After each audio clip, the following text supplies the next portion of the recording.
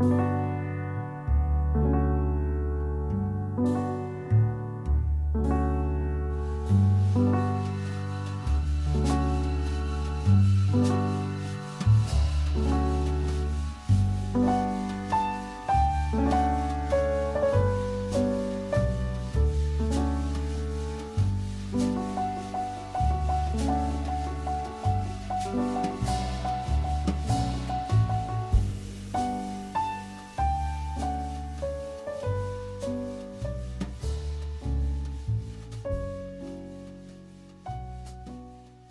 to Say the World, an international writing podcast.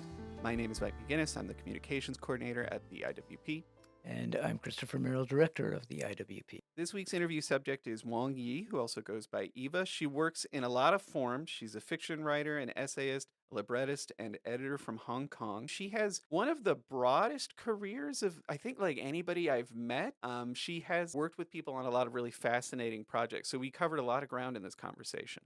She talked about adapting works, collaborating, a sense of place, research, how to turn research into writing. And I was struck by her comments about setting herself a weekly deadline to write something about Hong Kong as a way of getting to know her city. It was a form of research on foot, if you will, as well as in the library and the internet. But she has a large notion of what it is that constitutes being a writer, who can go in almost any direction.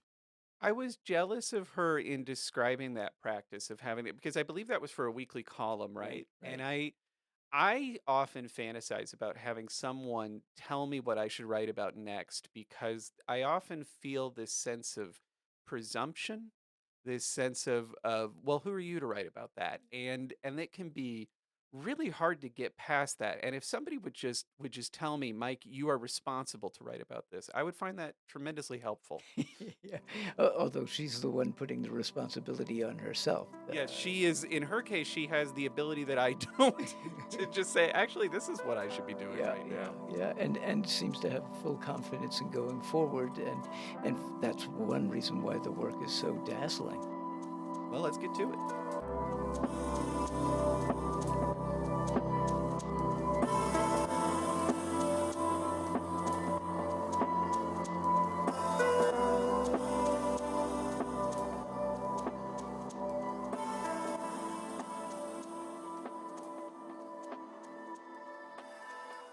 Deep-Rooted, an excerpt, translated by Jennifer Feely. You were well aware that everybody was exchanging their guesses about the inside story of your broken engagement. You didn't know how many of them knew the truth.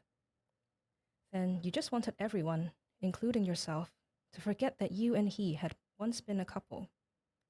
You tossed the engagement ring into the sea in Kennedy Town and took the stuffed toys, perfume, books, and travel souvenirs that he gave you to the dump, not wanting to keep anything that might remind you of the past. The most difficult to get rid of was the huge oil painting of your wedding portrait that was included in the wedding photography package. Originally, you planned to place it at the entrance of your wedding banquet, and then hang it in the bedroom of your new home, blessing and protecting your marriage from being disturbed by outsiders.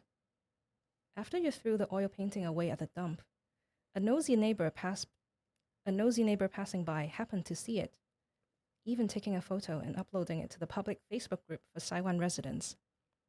The online commenters either speculated about and mocked your engagement at length, or feigned sympathy, pasting lyrics from KHS, Wedding Invitation Street, or Denise Ho's Woodgrain. One of your old friends privately told you about the incident of netizens making fun of your wedding oil painting. In shame and anger, you blocked that old friend and that Facebook group. But what good was that? Countless netizens you didn't even know had already seen the evidence of your embarrassment, and they recognized the backdrop where you took your wedding photos beneath the stonewall trees at the Tang Chi-ong building on Bonham Road, which was familiar to all the neighbors. Were you trying not only to cut down the trees with a key, but also silence everyone in Taiwan who knew about these trees? Countless voices, whirling shadows of trees. When you closed your eyes, you could hear those faint sounds hovering by your ears like mosquitoes. Hi everyone, I'm Wong Yi. You can call me Eva. I'm a fiction writer from Hong Kong and I write in Chinese. I also host a radio show about book reviews. I write libretto for music and operas. And I also help edit a literary magazine called Fleur de Lettres, which is a Chinese literary magazine that is probably one of the oldest ones that is still standing right now. So I'm very excited to be talking to everyone today. We're really happy to have you. Thank you for reading your excerpt. I was interested in that because you mentioned when you sent it in and you said this was the one that you wanted to read from, that it was especially interesting because you have an unreliable narrator who's speaking in the second person, and then it was adapted into a drama. And Mm-hmm. I was wondering, in adaptation is always tricky, right? So I'm Mm-hmm. interested in adaptation generally in your experience of working with the folks who did that adaptation, but then also specifically what sort of choices were made in the form or structure of the performance to bring in that element of the unreliable narrator, because that's a really important part of how this is structured, right? We begin with sort of one sense of how things have happened here, and then we continually discover new layers of horror and awkwardness as we find out what's really been happening. Yeah, I really like Deep Rooted because I had a lot of fun writing it, trying to force the reader into the position of you using the second person narrative as if I were forcing you into a chair. And me, as the person telling the story, I am going to tell you what I want to tell you at this point. As a reader, you're naturally inclined to empathize with the main character and feeling like, oh, I'm a good person. I'm a victim in this. There must be something wrong with my fiance if he didn't want to marry me. But then, as the story progresses, I will start to tell you things that make you feel like, oh, wait, maybe I'm the bad guy in here. So I feel like it was like a rather cruel trick that I play on my readers, but apparently they like to be tricked. And it's also something very interesting about trying to figure out how memory works. Because in terms of storytelling, you're telling the readers in a specific sequence and you can control what kind of information you provide to them and the readers at the same time. Uh, but then in reality, things are not quite like that. You have to actively go out and figure it out yourself. So I feel like with Deep Rooted, I was taking readers through a journey of the character navigating this broken engagement and trying to figure out how much I can play with the reader's feelings and tricking them into feeling like, oh no, now I'm the bad person. But also at the same time, showing them the story of this particular banyan tree in an area that I grew up with because I was very fond of this very old banyan tree. For some reason, it got chopped down. Uh, because someone decided that it was a hazard to have a very old tree next to a very busy road on a very narrow path.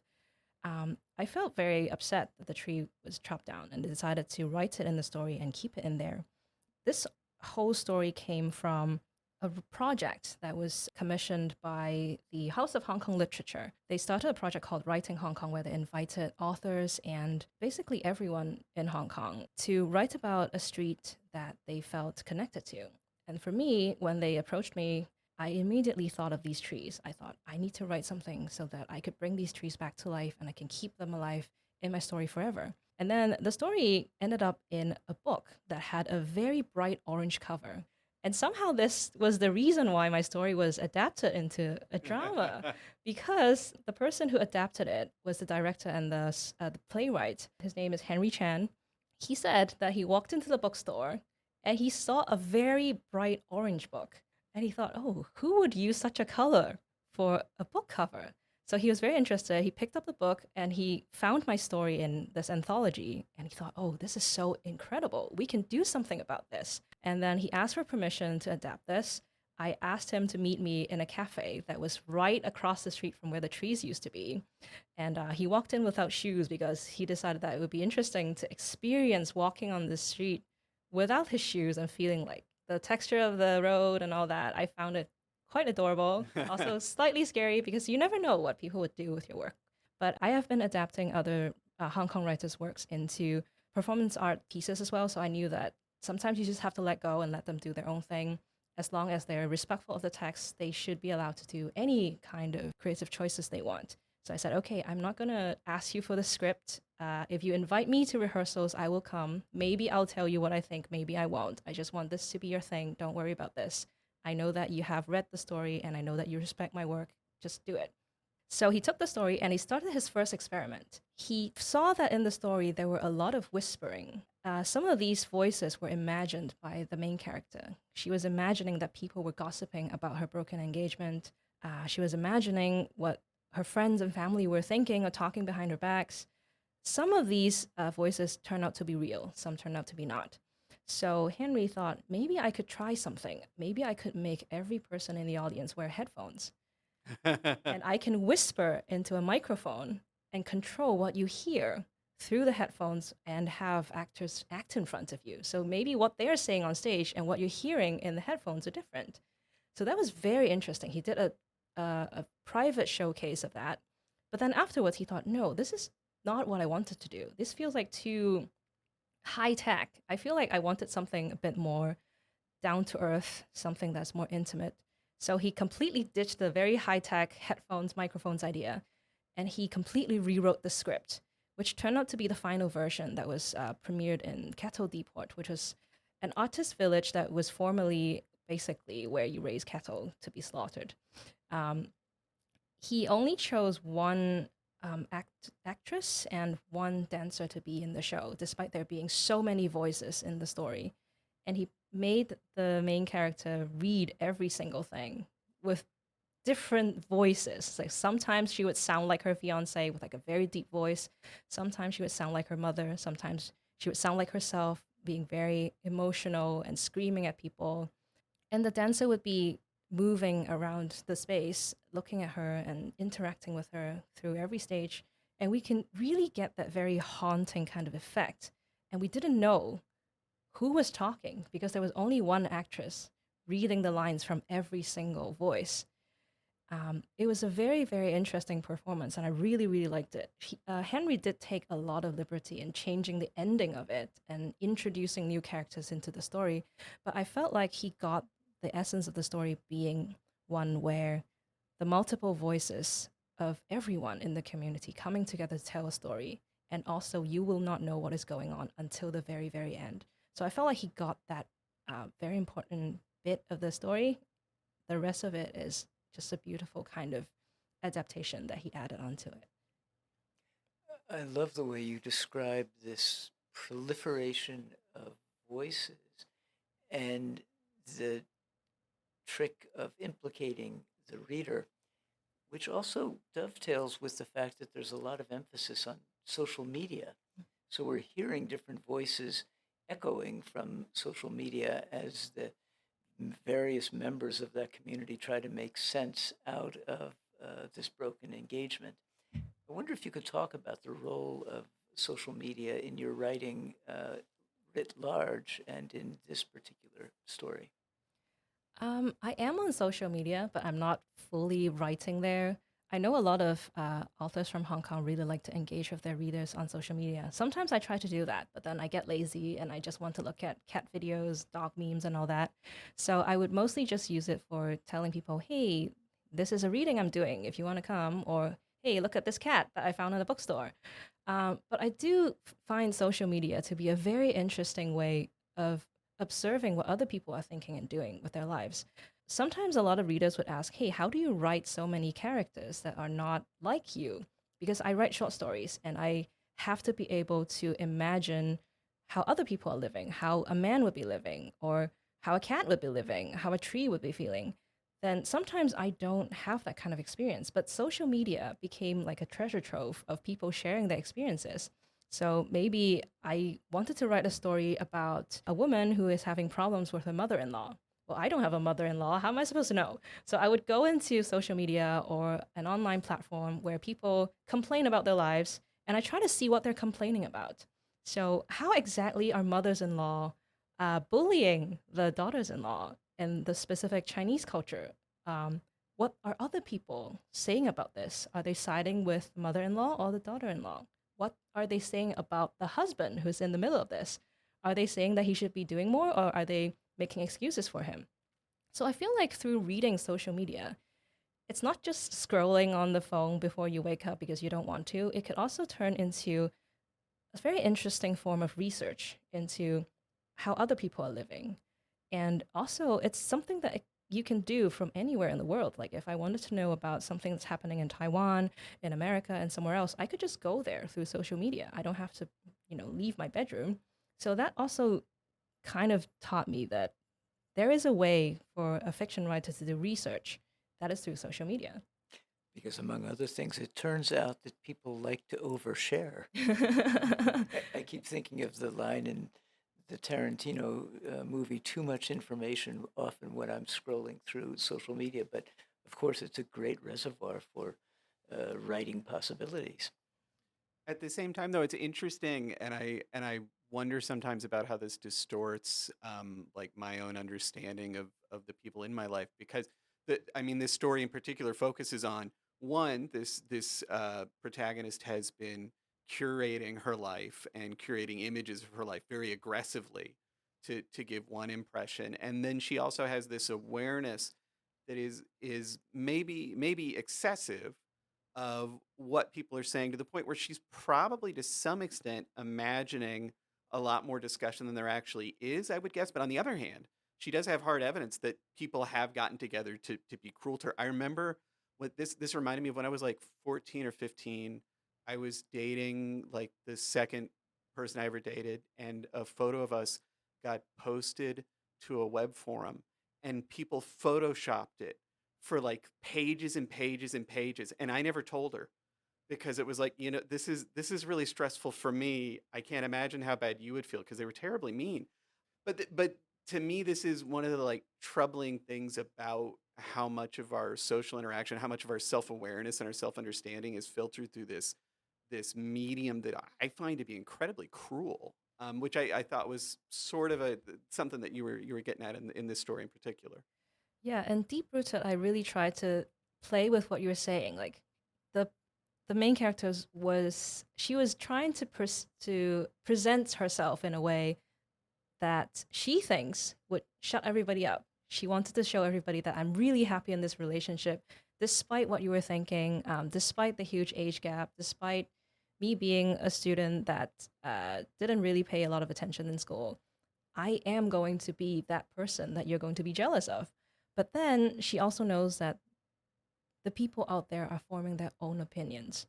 And this is what is so tricky about social media, because from someone who's putting content out, you can try as hard as you can to shape the narrative about you.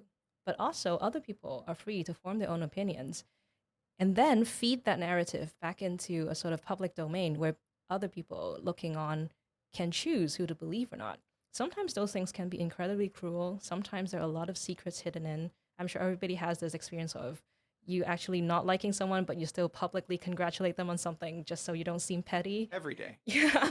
So I feel like there's, with the understanding of there being layers of expression and secrecy to what you do on social media, sometimes people would be cruel just because they wanted to appear a certain way, or they hide something because they didn't want to say something, or someone might be upset that, hey, why didn't you say something about this? I thought this was important to you. So it's sort of like publishing something, really.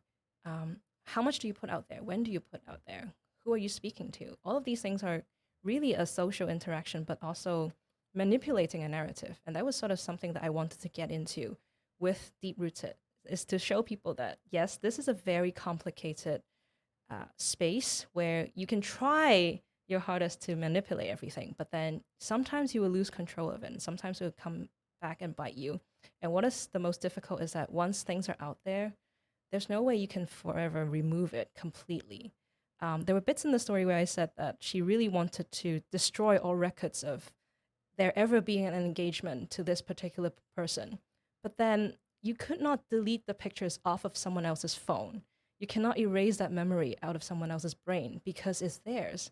So there's nothing she could do, but she still tries so hard and struggles and struggles. Yeah. So. Well, and you went further. You kept reminding us it's not possible to murder everyone who knows about the marriage. That's not feasible to do that many that's murders. Very illegal. And we can't unsee what we have seen. Yeah.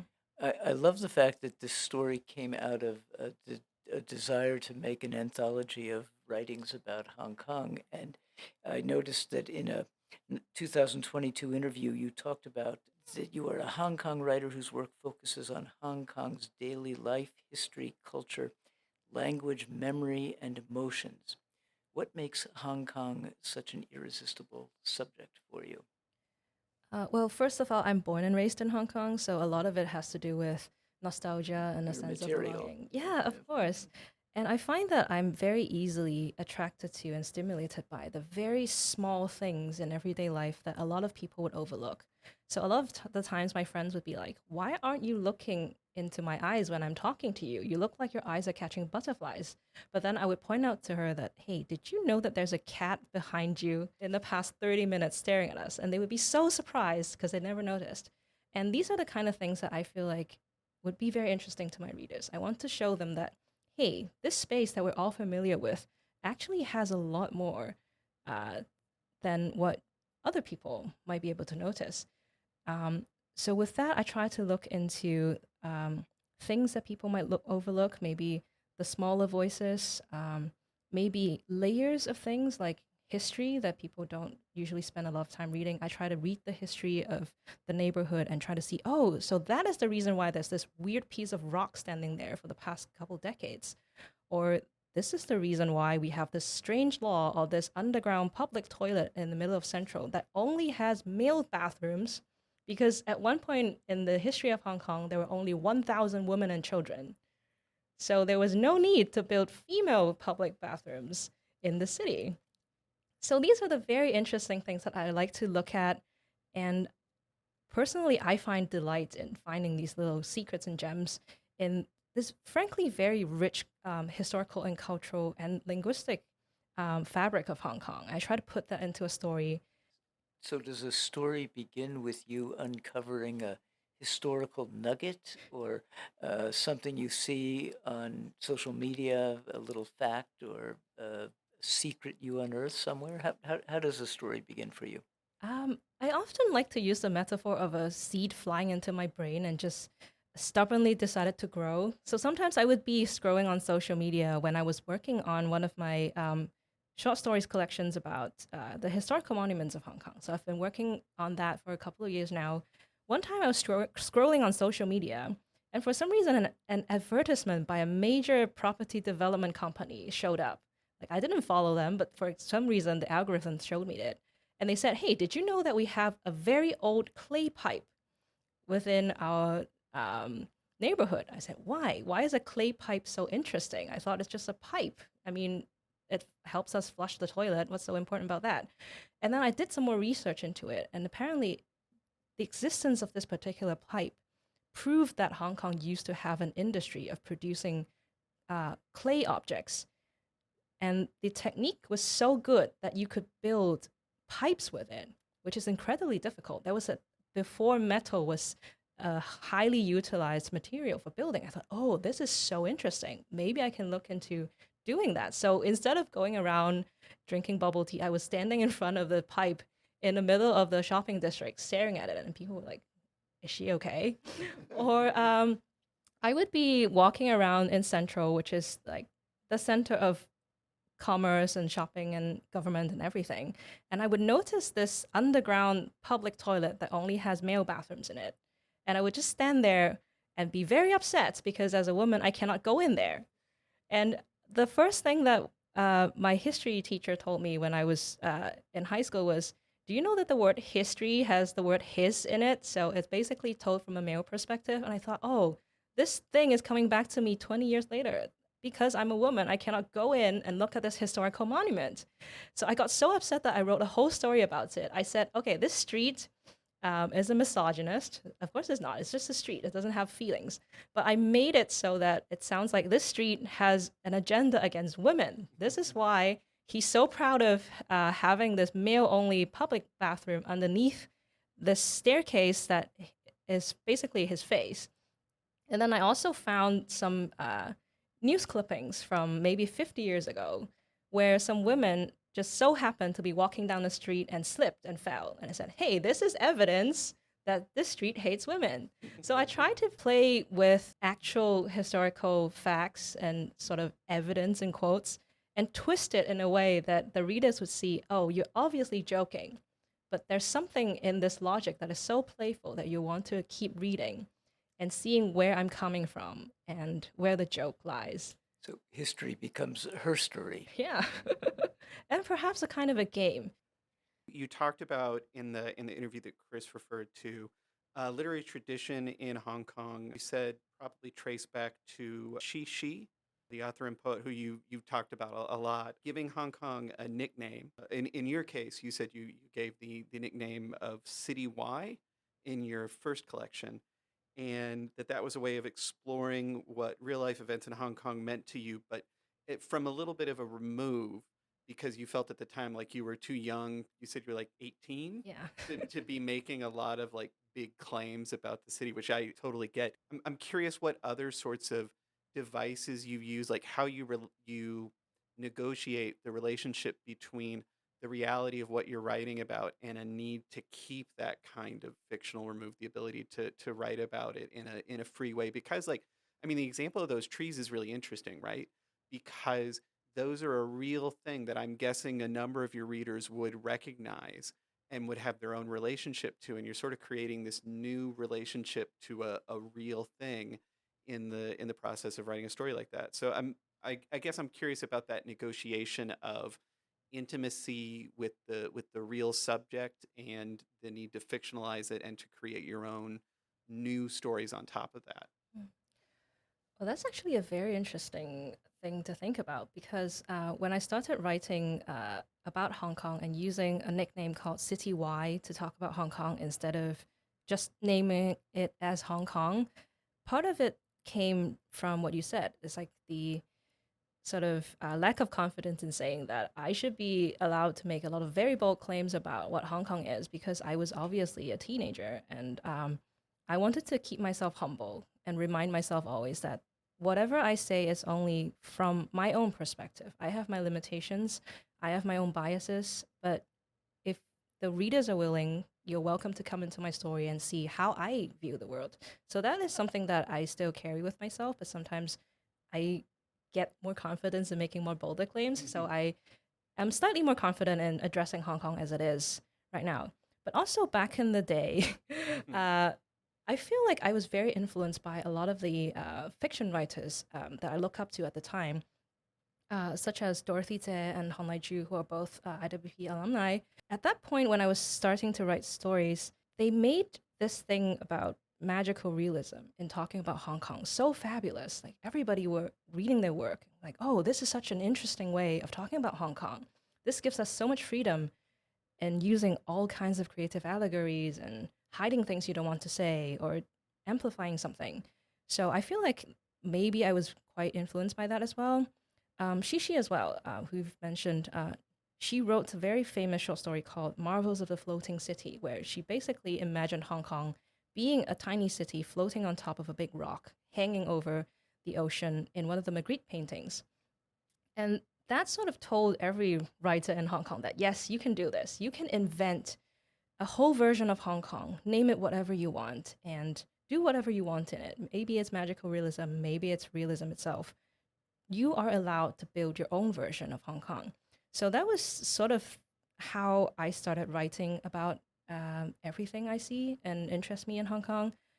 Now that I've been writing for maybe 15 years or so, I feel like I have a slightly closer relationship to this Hong Kong that I see, where I feel like, okay, I've lived a couple more decades. I feel like I'm okay standing here saying that I'm from Hong Kong.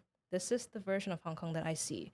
I also know that I still have my biases and limitations and my own preferences in what to see and what to write about. But I also realize that this is literature. I'm writing short stories.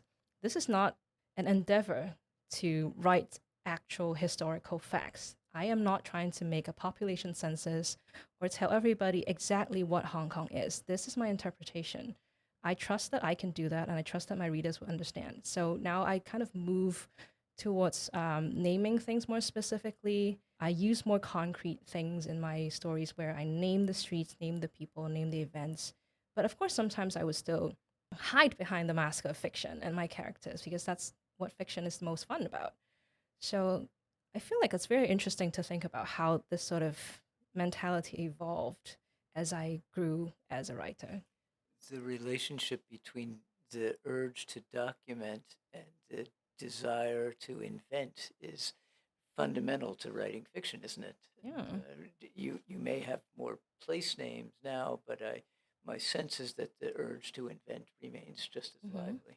Yeah, just like the historical stories example I was giving, I was still inventing things, but I was dancing on top of very concrete and solid evidence of what Hong Kong used to be like and what Hong Kong is now.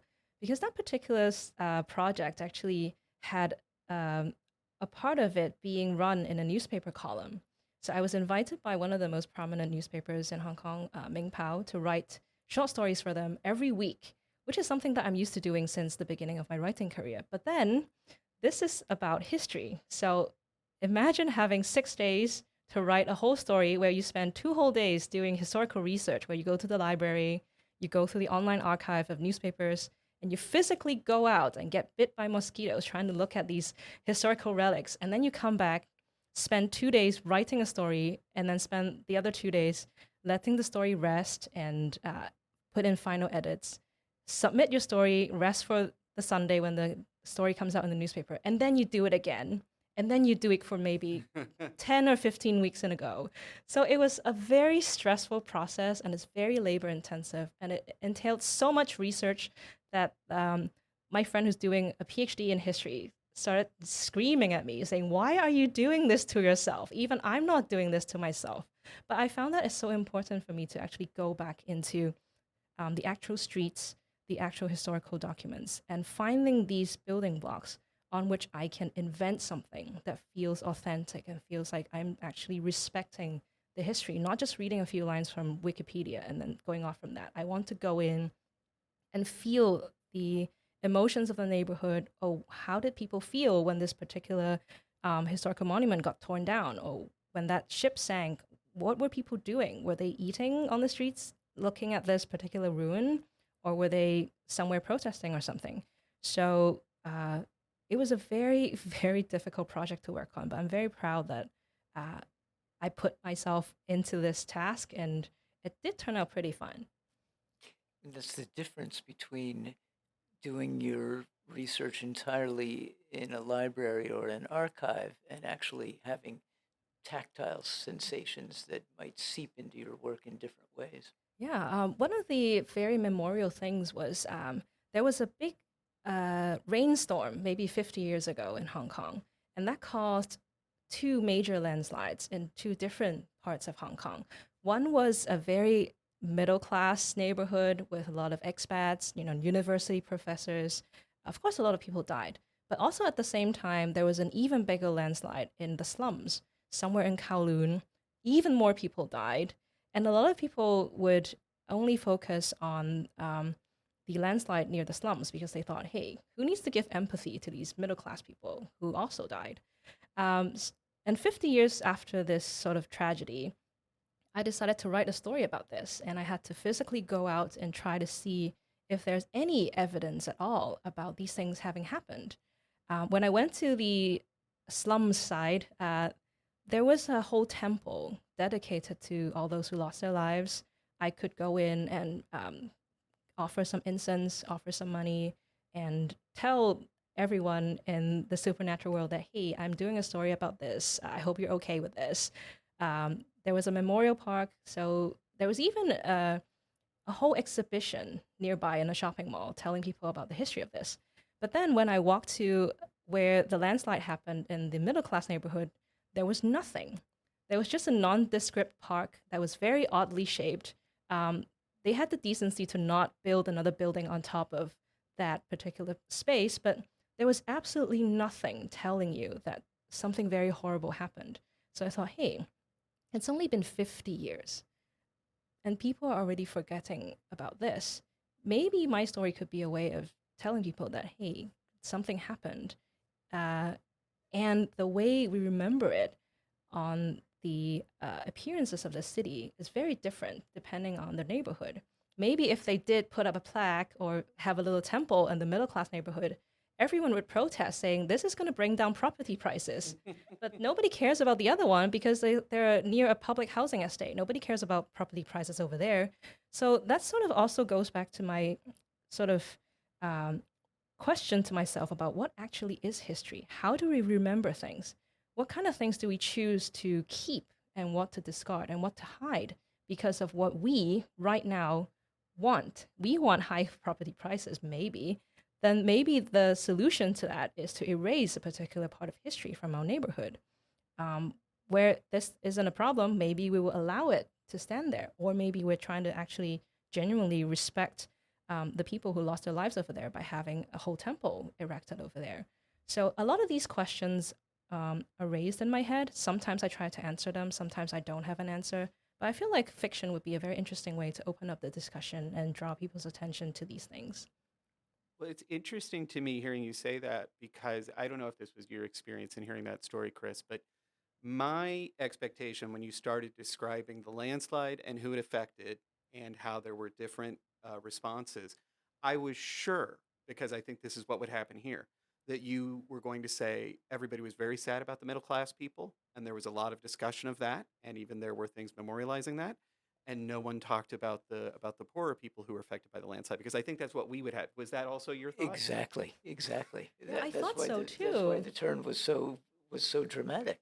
Yeah, I thought so too. But then I started doing research about this thing, and I found that some high school students were tasked with writing a historical report about this. So they had to go in and do research and, write a report about what happened. And I think I read one of these students' works that said, oh, since they were middle class, we're not going to talk about them because they were okay. After the landslide happened, the authorities put them into hotel rooms. So I thought, hey, wait, they also lost people and they're, displaced. And just because they ended up in a hotel room doesn't mean that they were not suffering. But then apparently in the poorer neighborhood, they didn't have the luxury of being put into hotel rooms because there was such a larger scale of tragedy over there. There were less resources on the Kowloon side as well. So it was practically impossible to give them the same treatment. But from the 21st century student point of view, they said, okay, they had hotel rooms. We're not going to, you know, feel too much about that. So I thought that was a very interesting thing to observe as well. Like, how are the newer generation responding to something that they actually have no personal connection with? How are they imagining suffering? There are other writers in Hong Kong who have taken this incident and trying to write it into fiction, and they come at it as at a very sympathetic perspective. They're writing about suffering, regardless of how rich they might be, what races they might be. It's just that this is a natural tragedy, and a lot of people died, and there was a lot of heartbreak, a lot of chaos. People were not sure whether they would be able to see their families come out of the landslide alive. That was something that I feel like the fiction writer cares about instead of judging whether they're worthy of our empathy just because they ended up in a hotel room.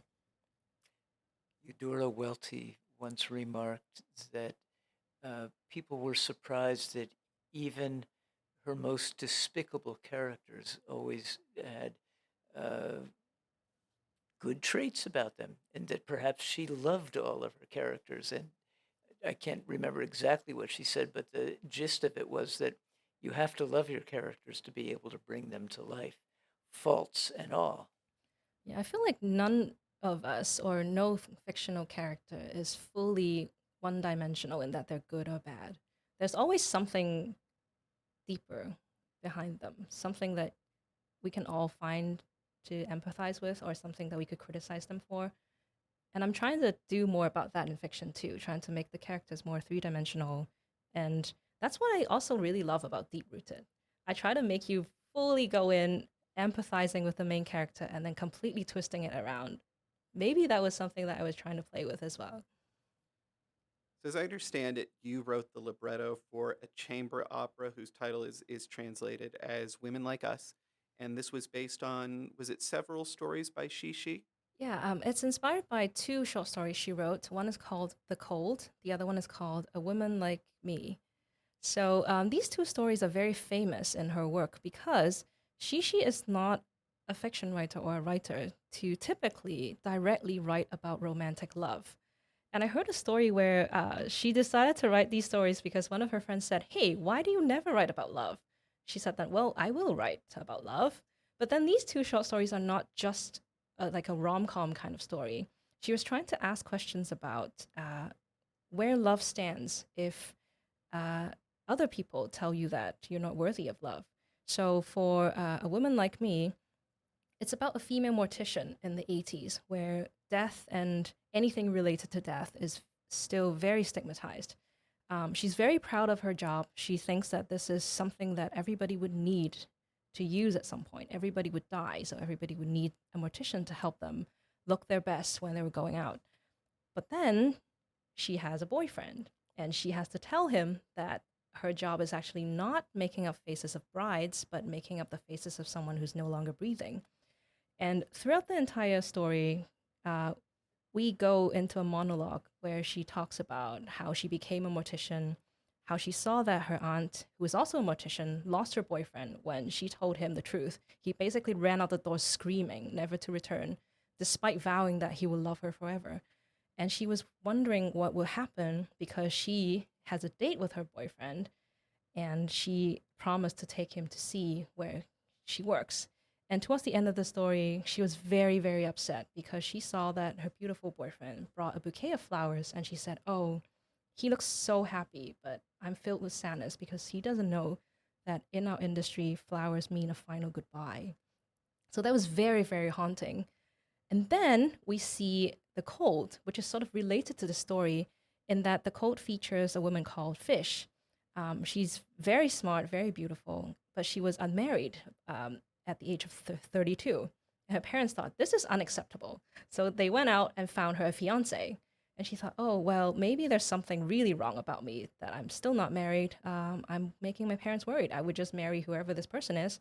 But then after she got engaged, she met up with one of her old schoolmates. And she finally realized, oh, I actually love this person. But then she was already engaged and everybody was so happy. The fiance was rich and handsome, upright, a little bit boring, but you know, he seems like a good guy. So she decided to ditch her actual love and get married to the other person. And on the day of her wedding, she caught a cold that never went away. And through this sort of depression, she started working through the question of what is love? What is being true to myself? Why am I doing this to myself? And we follow her through a very beautifully written change of heart and see, oh, she finally came to the realization that she needs to do something to be true to herself and not look at what other people want her to do. And in the end, she got out of a swimming pool, told her husband that, I'm leaving. The husband thought she meant, I'm leaving the swimming pool. But what she meant was, I'm going home. I'm going to pick up my bag of love letters that my true love sent me. I'm going out. I don't know where I'm going. I might go watch a football match because that's what I really want to do right now. And I find that these two stories actually speak to each other in that Shishi wants us to see that women have the right and power to control how their lives want to go and what kind of love they feel like they deserve. So when Daniel Lo, the composer who wrote the opera with me, approached me with the idea of bringing these two short stories into the form of an opera, I said, yeah, despite not knowing anything about music or opera at the point. I basically grabbed my friends who majored in music in university and said, can you teach me every single thing I would need to know in like 2 days so that I could do this? They were like, oh no, this is a huge task, but I'm going to help you as much as I can. And it turned out that a lot of librettists actually don't come from a music training. They come from training as writers, as playwrights, maybe even as poets or fiction writers. And one of the reasons why Shishi actually recommended me to Daniel to write this libretto was that she thought that I would have a good enough understanding of the story. And Daniel thought that he wanted a fiction writer instead of a playwright to be the librettist because playwrights in Hong Kong usually write in spoken Cantonese, which has a different grammar and vocabulary and texture of language compared to standard written Chinese that most literary writers in Hong Kong use. And he really wanted this to sound very literary, very poetic. So he thought, I need a fiction writer. I don't want a playwright to do this. So I spent a lot of time researching the story, trying to figure out a way of bringing these two female characters into a completely new story where they get to meet and tell each other their problems and try to figure out a way where they can support each other in moving forward wherever that path would lead them. I was thinking about that as you described the process of having your story adapted into the play, because you said, I think that you're right. I think that what you said about the importance of letting the people that you're working with, trusting your collaborators to make creative decisions and adapt things in a way that makes sense to them. Um, but you, in saying that you didn't even necessarily want to see the script and didn't necessarily want to see your performance and might not even give any feedback once you did, that I also agree with all those things. But I'm not used to hearing people take such a radical perspective on that, of saying like, no, go ahead, do what you're going to do with it. I trust you. And I wondered if, my guess is that that happened after you wrote the libretto, right? Would Yes. you have been able to make your peace with that style of creative relationship before you had adapted somebody else? Oh, well, definitely not, because you're absolutely right in observing that the experience of writing the libretto actually sort of educated me in what kind of an author I want to be when someone else does my work. So Shishi is a legendary writer, and she's very famous for being secluded from a lot of people. So it's very rare that you get invited to be in her presence. She doesn't go to, well, almost every reading. Like you never see her at public events unless it's a very, very special occasion. And I'm very honored and privileged that she decided that she wanted to reach out to me after reading my work in a newspaper that we're both writing for. She said, "Hey, maybe this little girl has something interesting to say." So she invited me to go have tea with her, and then we became friends. And from then on, we started, hanging out a bit more. And after taking on the task of adapting her stories into an opera, Daniel and I would often go have tea with her, and we would sometimes try to sneak in questions about, "Hey, what do you think if we did this?" Or, "I have a draft of my script. Would you like to read it?" And she would always make it very clear that she trusts whatever we're doing. She doesn't want to give us any sort of feedback during the process because she said that this is our work, it's not her work. She wanted to give us the freedom to do what we want. And she obviously noticed that Daniel and I were both very, very nervous because we're very young. This is the very first time I'm ever writing an opera. And I think not everybody even gets to write one in their entire lives. So this is a very scary thing. And she thought, I should not put more pressure on these young people. And she promised that she would give us her feedback after the actual performance is done. But then she passed away before she ever had the chance to see it stage live. So that was kind of a shame. But her attitude kind of had a huge impact on me because throughout the whole process of adapting her stories, we had to throw everything out and start again a couple of times because we figured out what didn't work. And we had to do it again and again and again until we found an angle to do it. And one of the breakthrough moments was that her close friend, Mr. Ho Fogyan, read our script and said, "You know what? You should just go for it. This is a story about two women. But from my perspective, this is actually a story about three women. The two main characters and Eva. You need to put your own voice in it." And that basically clicked and changed everything for us. Because Shishi is such a well-respected writer, and these two short stories are so legendary that people sort of use the phrases in the story as sort of like quotes everywhere, and it influenced so many people. And we were so nervous that if we did something wrong with it, people would be upset. We were not doing the work justice, but we forgot that this is also our work. This is from our perspective. Trying to stick too close to the original text actually would prevent anything interesting from coming out of it. So after knowing that we are allowed to have our own voices in this as much as we want, we brought the whole story into the contemporary times. We didn't put in like iPhones or, social media in it, but it was obviously very contemporary. In the beginning, we tried to keep it very 80s, where death is very obviously stigmatized. But now we have, people talking about morticians on social media. People are okay with that. We have award-winning movies talking about donating your body to science, but then there's still this sense of stigma about the relationship between life and death, whether you want a funeral home in your neighborhood, maybe not in my backyard, or whether it's still such a huge problem if a young woman is not married by the age of 32. Maybe it was a huge deal in the 80s, but now maybe it's slightly more subtle. Maybe it's not that frowned upon, but people will still gossip about you, wondering if there's something wrong with you that you're still single. So I try to see what women are facing nowadays and feed that into the story instead of just using the exact measures of anxiety and gossip that were inherent in Xixi stories from the 80s.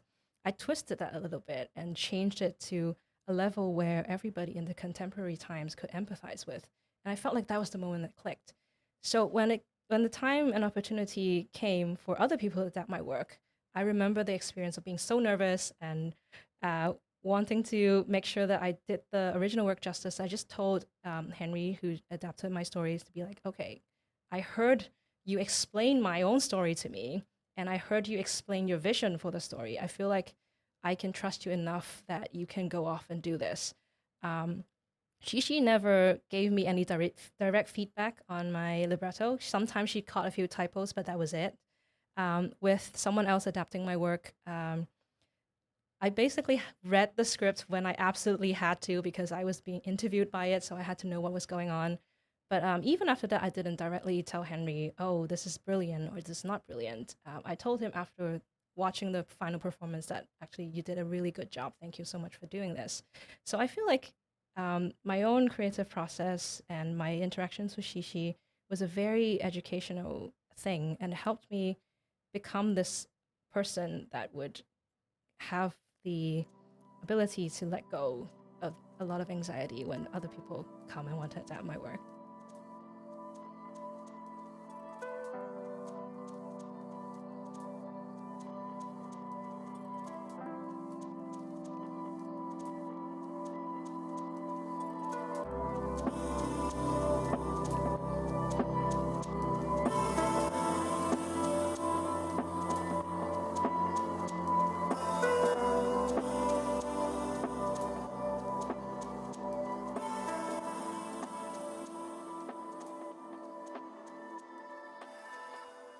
根深節錄，你的伴娘團和朋友們小心翼翼地問候或探問內情。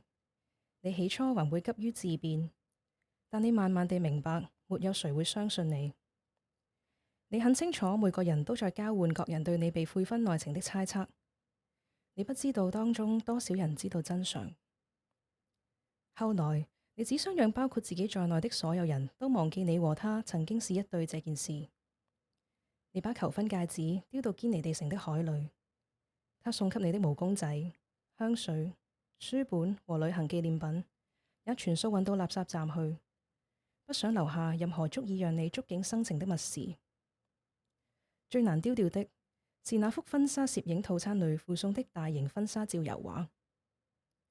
原來你打算把它放在婚宴的入口，然後掛在新居睡房內，保佑你的婚姻不致被外人動搖。你把油畫丟到垃圾站後，不知哪個八卦的街坊路過看見了，居然拍照上傳到臉書的西環街坊公開群組裏。留言的網民要麼對你的婚姻作出諸多猜測與嘲諷，要麼假裝感傷地剪貼謝安琪喜帖街或何韻詩牧民的歌詞贈慶。你的一位老友私下告訴你婚紗油畫被網民取笑的事，你又羞又怒地封鎖了那位老友和那個臉書群組。可是那又有什麼用？你不認識的眾多網民都已經看見你狼狽的證據，也認出你拍婚紗照的場景就是街坊都熟悉的潘咸道鄧志昂樓石牆樹下。難道你在嘗試用鎖匙把樹斬掉以外，還要把整個西環裏知道這棵樹的人都滅口嗎？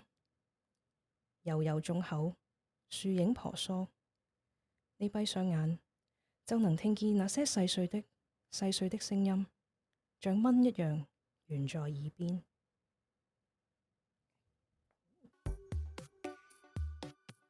Say the World, an international writing podcast, is a production of the International Writing Program at the University of Iowa.